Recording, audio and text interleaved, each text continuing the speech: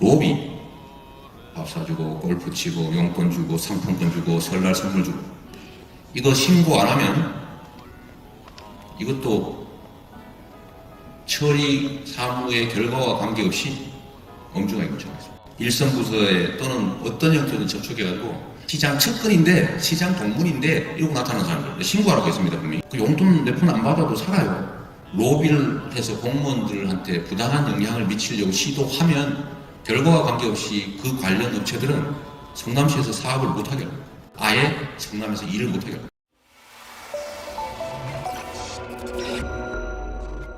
마음으로 하는 사람과 겉모양으로 하는 사람.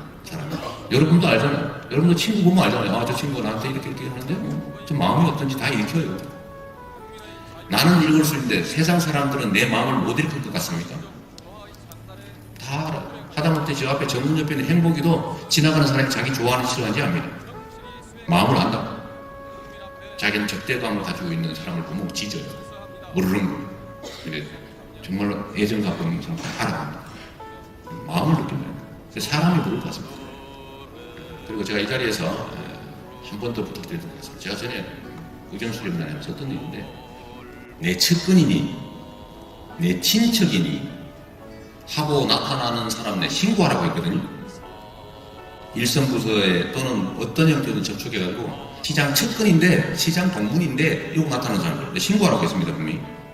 저를 위해 주는 진짜 저의 측근이나 저의 진짜 친척들은 그런 짓 하지 않습니다. 어떻게 시장의 측근이니 친척을 팔아가지고 이익을 누려보겠다고 하는데, 시장 죽이는 인간이지 살리는 사람들입니까? 앞으로는 진짜 꼭 신고하고 가십시오. 그게 시장을 살려주는 거예요. 여러분 아시다시피 제가 일부 가족들과 사이가 별로 안 좋아요. 칼처럼 끊어지는 것입니다. 근데 저는 그게 그들을 보호해주는 길이라고 생각해요. 그걸 열어주면 점점 더 업자들이 붙어가지고 아이고 누님, 아이고 형님, 아이고 이래가지고 바람을 잡고 나가지고 나중에는 자기가 무슨 짓을 한지도 모르는 희한한 짓을 하게 됐습니다. 친척, 측근 등등의 이름으로 요구하는 거, 들어준 거 또는 접촉하고도 저한테 보고하지 않은 거 확인되면 징계하겠습니다. 이건 제가 꼭 지킬 겁니다. 시의 인허가든 예산 집행이든 관련된 업자들의 그냥 부탁이야 할 수도 있겠죠. 로비, 밥 사주고 골프 치고 용돈 주고 상품권 주고 설날 선물 주고, 이거 신고 안 하면 이것도 처리 사무의 결과와 관계없이 엄중하게 결정했습니다. 이 관청 근처에서 관청의 힘을 빌어가지고 사업을 하고 해보겠다는 사람들, 제가 누누이 얘기한 것처럼 이런 사람들은 마귀예요. 천사의 얼굴로 한 마귀란 말입니다. 평소에야 간도 내줄 것 같죠. 형님, 아우님, 막 입안에 착착 감기죠. 처음부터 또 크게 안 나와요. 처음에는 차는 한잔 하시죠. 두 번째는 밥이나 한 끼, 세 번째는 술이나 한 잔, 네 번째는 아이고 상품권이나 10만 원, 10만 원이 20만 원 되고 20만 원이 30만 원 되고 아이고 골프나 한 번. 그러다 나중에 30만 원, 50만 원, 100만 원. 문제는 사업자들은 이걸 지 장부에다 다 써놓는다 사실. 본인의 인생이 망가져요. 본인만 망하는 게 아니라 주변과 우리 전체 공동체가 통째로 망한단 말입니다. 돈이 마귀라는 마귀. 세상에 공짜가 없다니까. 누가 그랬어요? 그냥 선의로 충성이라고. 본인이 그 직위에 있지 않으면 선의로 그 사람이 돈 줬겠습니까? 이익이 없는데 돈을 왜 주겠어요? 이익을 왜 주겠습니까? 그 사람들이 천사입니까? 자선사업자입니까? 천사도 그런 짓 하지 않아요. 공짜로 뭘 주는 건 천사 봤어요? 망고의 진리입니다. 세상에 공짜는. 여러분들은 공직을 하고 있는 사람들이라 권한이 있어요. 권한이라고 하면은 그야말로 이렇게 할 수도 있고 저렇게 할 수도 있는 여지를 가지고 있다는 거죠. 그래서 이렇게 할 경우 저렇게 할 경우에다 이해관계에 영향을 받는 사람들이 세상에 있습니다. 그래서 권한이에요. 이 고난 행사와 관련해 이익 있는 사람은 반드시 여러분들한테 접근해가지고 살랑살랑하게 돼 있어요. 그게 이익의 규모가 크면 클수록, 즉 고난이 크면 클수록 저들의 로비나 이런 게 훨씬 강도가 세진다는 겁니다. 지위가 높아지는 게 꼭 좋은 것만은 아니에요. 점점 그 지위가 높아지는 만큼, 고난이 커지는 만큼 책임도 커지고 위험도 그만큼 커져요. 위험, 인생을 망칠 위험, 연금이 날아갈 위험, 그 위험들을 미리 작은 것부터 출발한단 말입니다. 작은 것. 처음부터 크게 사고 치지 않아요. 작은 것부터 시작합니다. 그 작은 거의 근원은 마음이에요. 마음. 아예 마음에서 그걸 없애버려야 작은 것조차도 막을 수 있어요. 근데 마음은 있는데 절제를 하잖아요. 그 절제는 어느 순간 무너집니다. 소위 마인드. 마음 자체를 아예 그렇게 만들어놔야 돼요. 아예, 그 나쁨. 1은 괜찮고 100은 나쁘다가 아니라 1이든 100이든 그 존재 자체가 아니다. 0.1도 하면 안 된다. 이렇게 정리를 해놔야 됩니다. 여러분들의 인생을 위해서입니다. 알게 모르게 얼마나 많은 사람들이 인생을 망쳐요. 사실 되돌아보면 정말 아무것도 아닙니다. 딱 걸리고 문제되는 순간에 후회하죠. 그때 하지 말았어야 되는데. 하면 뭐합니까? 지나고. 지금부터라도 아예 끊으세요. 그냥 그 업자들한테 밥 안 먹어도 얻어먹어도 삽니다. 그 용돈 몇 푼 안 받아도 살아요. 로비를 해서 공무원들한테 부당한 영향을 미치려고 시도하면 결과와 관계없이 그 관련 업체들은 성남시에서 사업을 못하게 합니다. 이미 하고 있는 것도 불이익을 주고 이미 제가 하고 있는 거예요. 시도 자체를 못하게. 그래야 여러분이 안전합니다. 특히 인허가, 무슨 공사 이런 거. 하여튼 공무원들한테 뭔가 로비를 시도한 게 발각되면 그 관련 업체는 최소한 제가 성남에 있는 한은 아예 성남에서 일을 못하게 합니다. 그러나 이거는 극히 부수적이고 극히 지역적인 그리고 극히 소수에 관계된 얘기인데 혹시라도 여러분들 그런 구렁텅이에 빠질까 싶어서 제가 심각한 표정으로 얘기를 좀 길게 했습니다. 첫 번째 사건은 특수공무집행 방해와 공용 물건 송상, 벌금 500만 원입니다. 시민운동을 하던 도중에 딱 이런 상황을 맞닥뜨린 거예요. 성남시에 이제 55만이 사는 본시가지가 있는데 거기에 있던 종합병원 2개 갑자기 문을 닫아버렸습니다. 2003년 6월 성남시 종합병원 2곳이 재정난으로 폐쇄됩니다. 55만 지역 주민들은 큰 충격에 빠졌고 당시 시민운동가로 활동하고 있던 이재명 변호사는 시민들의 건강권 확보를 위한 성남 시립병원 설립 추진위원회 발족, 시립병원 설립 조례안을 발의했습니다. 당시 성남 시민들이 직접 자발적으로 나서서 성남시 의료원 설립 서명운동과 함께 촛불행동 및 문화제를 이어갔습니다. 치료받을 수 있는, 급할 때 치료받을 수 있는 그런 종합의료시설이 필요합니다. 그 시민들이 서명하고 막 주민 발의하고 해서 냈는데 그런 거 별로 안 좋아하는 국민의힘 당시 한나라당인가 그렇죠. 그 당이 날치기로 이걸 폐기를 해버린 거예요. 그래서 제가 억울해가지고 우리 세금 왜 내냐, 우리 죽어나가는데 공공병원 하나 만들자는데 왜 방해하냐. 그래가지고 억울해서 회의장에서 좀 목 놓아 울었는데 전국 최초로 시민 발의한 성과였다고 합니다. 18,000명의 시민들이 참가했기에 의미가 상당히 컸다고 하는데요. 하지만 당시 한나라당은 47초 만에 주민들의 발의를 폐기시켜버렸다고 합니다. 수배가 돼가지고 제가 전과 사범이라고 맨날 노림받는데 그 전과 중에 하나입니다 이게. 나쁜 짓 했다 적힌 건 아닌데 자꾸 문제 삼아요. 하여튼 제가 수배가 돼 있다가 안 되겠다 이거. 병원 우리 손으로 만들자. 그래서 제가 시장 출마를 열심히 해서 결국 시장이 돼가지고 13년 만에 병원 지었습니다. 성남 시립의료원을. 2010년 민선 5기 성남시장에 당선되어 치료받고 건강하게 사는 것은 국민들의 가장 기본적인 권리다. 시민들과의 약속을 지켰습니다. 바로 두 번째 사건도 보도록 하겠습니다. 무고 및 공무원 자격 사칭. 당시 이재명 후보는 변호사였습니다. 민변 활동하며 비리 공직자들을 사이에 알리는 역할을 했습니다. 당시 시장은 민주당 김병량 시장이었습니다. 그리고 당시 분당 대장동 지구의 파큐브 용도 변경 특혜 의혹에 대해서 이재명 후보가 문제 제기를 하면서 불거진 사건입니다. 성남시 분당의 백중 경자지구에 대한 의혹이 꼬리를 문 채 이어지고 있습니다. 먼저 설계 변경입니다.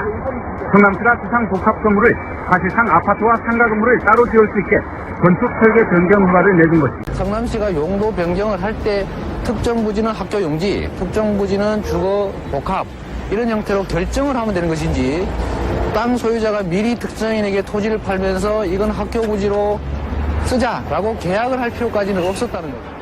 자본금이 3억 원에 불과한 H개발이 어떻게 1,600억 원짜리 땅을 매입할 수 있었나? 한나라당은 여권 실세의 개입 가능성을 제기했습니다. 민주당은 오히려 한나라당 중진 의원 보좌관 출신이 그 업체의 임원을 맡고 있다고 반박했습니다. 당시 이재명 변호사는 민주당의 비리를 파헤쳤습니다. 그리고 이 문제는 여야 간의 대립으로 번집니다. 당시 이재명 변호사는 비리 의혹 공직자는 여야의 구분 없이 파헤쳐야 한다라는 말을 남겼는데요. 진실을 파헤치는 과정에서 추적 60분 PD가 김병남 시장 전화 인터뷰 과정에서 검사를 사칭했습니다. 그런데 담당 PD가 이렇게 말합니다. 이재명 변호사가 검사라 말하라고 시켰다. 홍원표라는 H온개발의 사장, 현재 회장이라고 하죠. 구속된 분하고 김병량 시장의 친분관계를 증명하는 사실들이 있습니다. 첫 번째. 이에 대해 성남시는 홍 회장과 김 시장이 알고 지내는 사이이긴 하지만 용도 변경과는 직접적인 관계가 없다고 반박했습니다. 성남시 측은 또 이 녹음이 모 방송사 프로듀서가 현직 검사를 사칭해 통화한 내용을 교묘히 편집한 것이라고 주장하고 내일 이 프로듀서를 검찰에 고발하겠다고 밝혔습니다. 또한 이재명 변호사는 무고죄로까지 고발을 당하게 됩니다. 검사 사칭 동조와 무고죄. 하지만 그 억울함이 인정되어 결국 150만원 벌금형에 처해집니다. 이로써 성남시의 공직자 비리는 오래전부터 심각한 상황임을 알 수가 있었습니다. 이들과 맞서 싸웠던 사람이 바로 이재명 변호사였던 것이죠. 이재명 후보의 음주운전 벌금 150만원 보도록 하겠습니다. 제가 한 15년 넘게 이전에 한 제 잘못인데 그거야 100% 잘못한 거죠. 변명의 여지가 없는 거라 제가 죄송하다고 말씀드리고. 그 이유는 캠프 측의 글을 보면 자세히 알 수 있는데요. 김병남 시장 이후 이대엽 시장이 바로 등장합니다. 이 이대엽 시장의 농협 부정대출 사건을 취재하던 기자가 이대엽 시장에게 고발을 당하고 그 기자를 변론하는 과정에서 중요한 증거를 확보하기 위해 공원으로 급하게 갔던 것이죠. 이 일로 인해서 대출 부정 사건의 전모를 밝힐 수 있었다고 합니다. 이 이대엽 시장에 대해 살펴볼 필요가 있습니다. 당시 비리백화점이라 불릴 정도로 친인척과 토건적폐 세력과 상당히 오랫동안 그리고 많은 유착관계를 지니고 있던 인물입니다. 심지어 한나라당에서도 당대표였던 박근혜에게 불똥이 튈까봐 전전긍긍했을 정도라고 하네요. 게다가 검찰이 자택을 압수수색하는 과정에서 외화 돈뭉치와 한 명의 수천만 원이나 하는 양주가 발견됐다고 합니다. 이대엽 전 경기도 성남시장의 측근 비리를 수사 중인 수원지검 성남지청이 어제 이 전 시장의 집을 압수수색했습니다. 검찰 관계자는 압수수색 사실을 확인하며 구속된 이 전 시장의 조카 부부가 건설업체나 공무원에게서 받은 돈이 이 전 시장에게 전달됐는지 확인할 것이라고 말했습니다. 공직자가 이럴 정도니 이게 아수라 아닌가요? 전 성남시장의 비리를 수사하고 있는 수원지검 성남지청은 오늘 현대건설 국내 영업본부를 압수수색했습니다. 검찰은 최근 이 전 시장에 대한 전방위 수사를 벌이고 있으며 이 전 시장의 조카 이모 씨를 건설업자로부터 뇌물을 받은 혐의로 구속했습니다. 그래서 이재명 후보가 시장이 된 후에 워낙 비리가 많다 보니 그들의 저항을 무릅쓰고 민간 합동으로 추진했던 게 아닐까요? 또한 이대엽 시장으로 인해서 성남의 빚이 8천억이 넘었는데요. 빚을 다 갚은 시장이 바로 이재명 당시 성남시장이었습니다. 음주라 잘못하긴 했지만 이 정도 성과면 이제 음주운전 안 하시면 되죠 마지막으로 선거법 위반을 쓸 수 있습니다. 벌금은 50만 원이고요. 2010년 지방선거 때 지하철에서 명함을 돌렸던 것이 선거법 위반으로 걸린 것인데요. 특이한 것은 당시 한나라당 의원들도 똑같이 명함을 돌렸는데 아무런 조치가 없었다는 것이죠. 어쨌든 지금은 명함을 돌리는 선거운동이 합법이 되었습니다. 자, 지금까지 이재명 후보를 둘러싼 전과 사범의 실체를 살펴봤는데요. 전과 내용을 보면 부패로 가득했던 성남을 바꾸기 위해 노력하는 과정에서 생긴 상처로 여겨집니다. 특히 아무것도 없이 시민들 편에서 거대 기득권과 싸우면서 검찰과 국민의힘 그리고 언론까지 지금까지도 공격을 받고 있습니다. 만약 이재명 후보가 그들 편에 있었다면 이렇게 공격을 받을 수 있었을까요? 저는 이재명 씨의 고향 자주 갖고 이 밑에 밑에 동네 살아요. 살기 때문에 여를 자주 갖고 아는데 이웃이네요. 이웃이래요. 네, 진짜 이웃이네요. 예, 이웃이니까 제가 재명 씨한테 잘 아기 때문에 재명 씨에 대해서 제가 반박합니다. 반박을 글을 한 줄 올리는데 네네네. 저는 서울 정치방에도 나오고 안동신문관에도 나오는데 잘 알기 때문에 반박하지 모르고 반박하면 안 되거든요. 네네, 맞습니다. 그러니까 반박을 계속 올리는데 그 사람이란 거는 도리가 있거든요. 네네. 뭐가 도리냐? 저는 부친한테 배울 때 네네. 하늘, 임금, 네. 스승, 부모 네. 하늘도 못 갈른다. 부모가 지붕 위에 서로 올라면 또 올라가야 되고 네네. 내가 아무리 잘나도 임금 미치고 스승의 그림자를 받지도 말이 이런 저는 교훈을 받았어요. 네. 받았는데 그 요사이는 어떻게 해가지고 부모는 저리 가고 형수가 최고인지 형은 형수 없고 부모는 형이 없습니다. 세월이 아마 막 갚아라고 해도 이건 아니거든요. 아니지만은 제가 그런 걸 용납해 준다면 나도 어느 날 그 자식한테 그렇게 당합니다. 맞습니다. 예, 그렇게 당하는데 우리 국민이 다는 아니지만 대다수가 재명 씨 형수한테 욕하는 거 그것만 전적으로 있는데 이게 뭐냐 형수가 평소 형이고 형수고 엄마를 급박하고 협박하고 돈도 뭐 이렇게 예. 협박을 했군요. 협박도 했고요 폭언도 했고요. 그걸 우리 친구가 자주 봤어요. 아, 직접 보셨다고요? 봤어요. 봤고 또 성남시장 되기 전에 이재명 씨가 성남시장으로 나간다 그때 이재명 씨 고향 사람 불러가 자기 집 불러 올리면은 네네. 형은 밤새도록 욕을 하고 고함을 지르고 돈 달라고 협박하고 땡깡 놓고 동네 방네 돈 달라고 술 먹고 와가지고 술 먹고 왔어요. 정말 그거 보면 그런데 우리 국민은 그거 몰라요. 가족보다 남이 나을 때가 있거든요. 남이 나한테 가족이라고 하죠. 저도 그런 가족 겪고 있는데 저도 있습니다. 예, 있어요. 저는 네. 그렇게 누구를 보면 우리 집 신우이래요.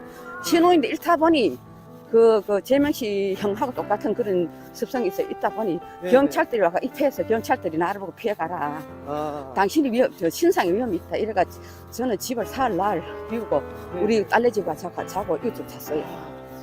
이 정신적인 그런 사람들은 어떻게 봉변할지 몰라요. 저런 대구 경북을 중심으로 정치적 이념이나 그에 따른 경제적 갈등의 불화로 가족 간의 고통을 겪는 분들이 많이 계시는 것으로 알고 있습니다. 정치 집단이 자신들의 이득을 위해서 개인을 공격하고 더 나아가 가족을 협박하여 그들 간의 불화를 만들어내는 이 상황 또한 국가가 함께 고쳐나갈 과제라고 생각합니다. 이재명 후보의 가족 그리고 이분 또한 이 사회의 피해자라는 점을 우리가 상기할 필요가 있다고 생각합니다. 물론 저도 피해자이기 때문에 말씀에 공감이 가고 이재명 후보님도 공감이 갑니다. 지퍽지퍽해도 흙이 괜찮아요. 이 자체가 돌이잖아요. 돌이다 보니 맨발로 걷자면은 신발 신고 걷자면은 얼마나 힘들겠어요.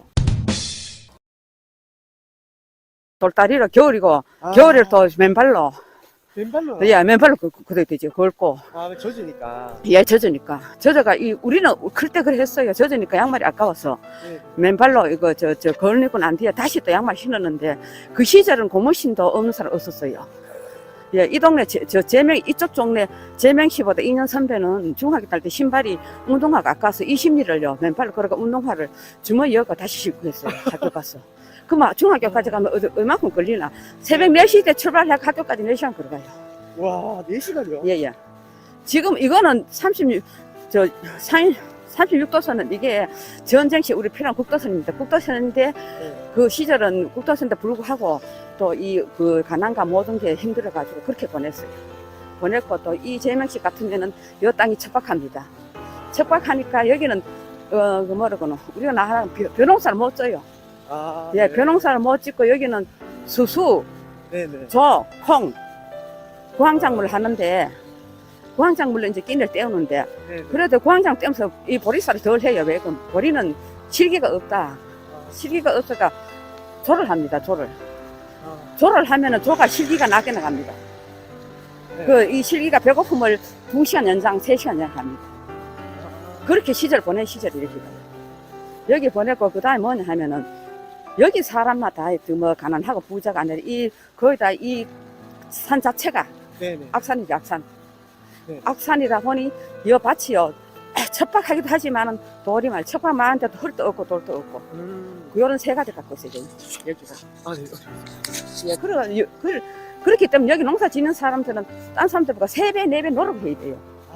노력을 해도, 예, 척박한 노력을 해도 그만큼 안 나와요, 수확이. 그래, 뭐 산전떼기 하죠. 산전떼기는 뭐냐. 하저민. 하저민이요? 예, 하저민이라는 게 뭐라 그러면은 우리가 6.25 때 먹고 살 길은 없어. 그 농사를 길게 못 가. 왜 비료도 없고. 쉽게 하면 그럼도 없고. 그래, 짧게 끝나고, 그래, 또 딴 데 불렀고, 딴 데 하고 이렇게 했는데, 어쨌든 간에 이 주위에 이 산전, 하저민들 살 때는 고추장, 된장도 시원하게 못 먹었어요. 저도 이 밑에 살지, 제명시부터 우리 집까지 10km 반경입니다. 반경 10km 안에 있는데, 그래서 이 지를 잘 납니다. 그리고 여기 땅을 보면 이 땅이, 예전에는 이 땅이 안 이랬어요. 안 이랬는데, 이 물이 들어오면서 저 흙을 모아놓고 가가 이래 되지. 실을 것 같이 쉽게 해서 실을 잃지. 옛날에는 이 땅이 없었어요. 그래, 지금은 세월이 좋고 하니 길을 이렇게 높여주고, 이 밑에서 높여주고, 그 다음에 이 길을 닦아주고. 감사합니다.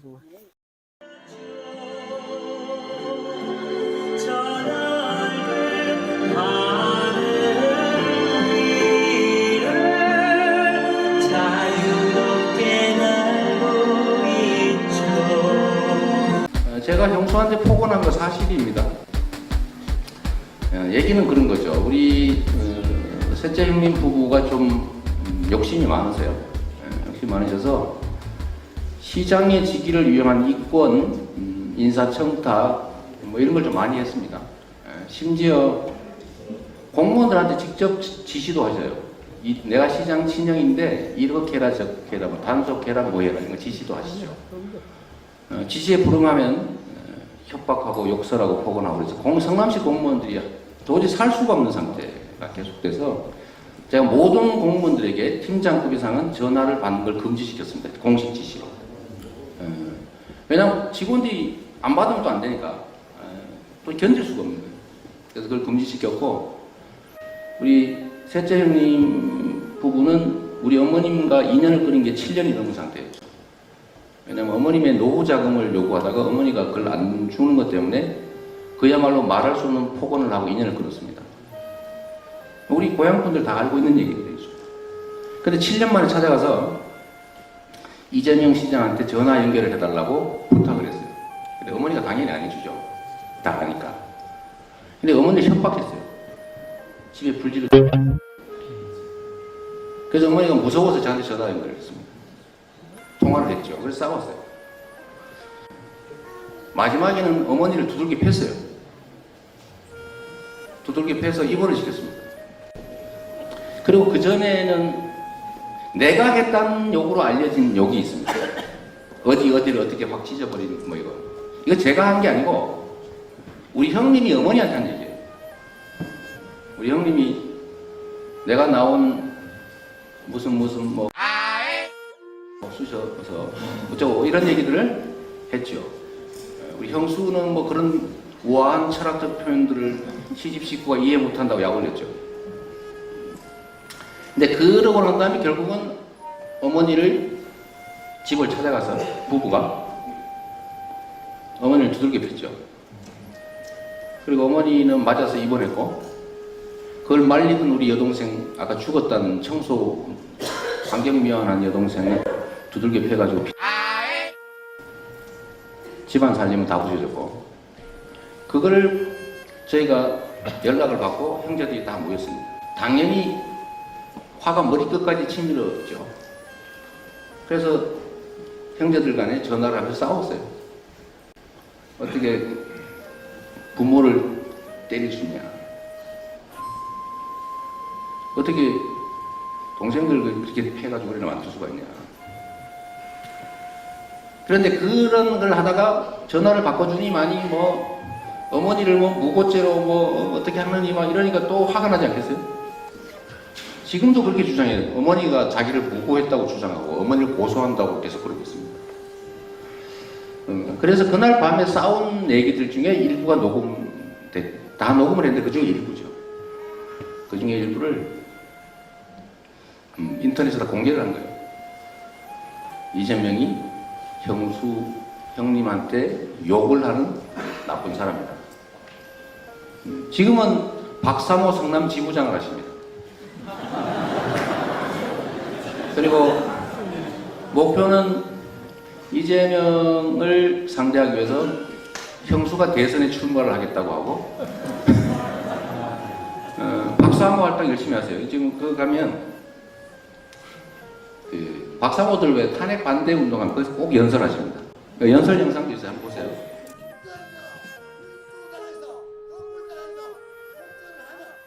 한번 보시고 결국 그 일은 뭐 그렇게 된 거죠. 그래서 제가 뭐 포근한 사실을 인정한다. 뭐 욕했어요. 근데 지금 저 찍고 계신 분이 기대하는 것처럼 그 험악한 욕은 내가 한 게 아니고 형님 부부가 하는 욕입니다. 제가 전화에다 제가 그걸 따졌죠. 당신 아들이 당신한테 이렇게 얘기하면 좋겠냐? 당신의 오빠가 친정 엄마한테 이렇게 당신들이 하는 말처럼 그런 식의 표현하면 좋겠냐고 제가 물어보면 항의를 했어요. 근데 그거를 그런 말을 제가 한 걸로 만들어버려요. 지금은 또 여전히 그런 왜곡은 계속되고 있는데 제가 분명하게 뭐 말씀드리죠. 저는 제가 인격이 좀 부족하고 또 거칠게 인생을 살아와서 그건 뭐 제가 형수한테 욕한 거는 잘못했죠. 공직자라는 이유로 어머니가 맞아서 입원하고 집안살림 다 부셔지고 여동생은 맞아서 피 흘리고 그러고 있는 상황에서도 평정을 유지하면서 형님 왜 그러셨습니까? 그러시면 아니 되시지요. 라고 했어야죠, 제가. 네.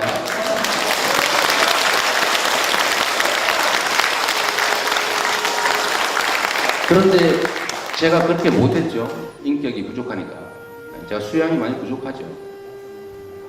그러나 저는 우리 7남매 키우느라고 그 젊은 시절에 막걸리, 안방에서 막걸리 파셨거든요.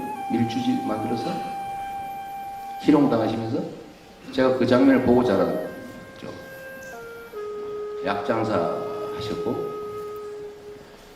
성남으로 온 다음에는 먹고 살겠다고 그 젊은 나이에 그 어린 여동생 데리고 둘이서 상대원 시장의 화장실 앞에 화장실 요금 받는 일을 하셨습니다.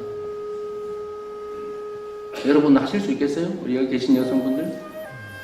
남의 화장실 앞에 남자들한테 대변은 20원, 소변은 10원 분리해서 돈 받고 그 앞에서 화장실 청소하면서 할 수 있겠습니까? 어쨌든 저로서는 첫째는 공직자의 제일 의무는 아무리 가슴 아픈 일이 있어도 공사를 구별하고 사적 이익을 위해서 공직을 이용하면 안 된다. 어떤 경우 내가 이거 간단히 막을 수 있었습니다. 들어주면 돼요. 형님이 원하는 거 들어줬으면 이런 일 안 생깁니다. 그리고 싸운 후에도 형님 뭐가 필요하십니까? 이거 하세요. 했으면 이 일 다 묻혔을 겁니다. 저는 그렇게 할 수 없었어요. 두 번째로는 이유가 어떻든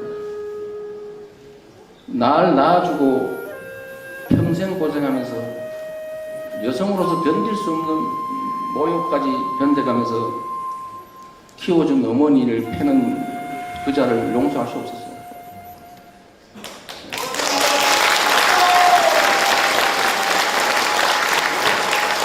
딱 한 사람만 이제 나한테 압력을 넣어가지고 해보려고 해도 안 되니까 지금 이 상황까지 왔는데 내가 거기에는 절대로 굴복할 생각이 없어요.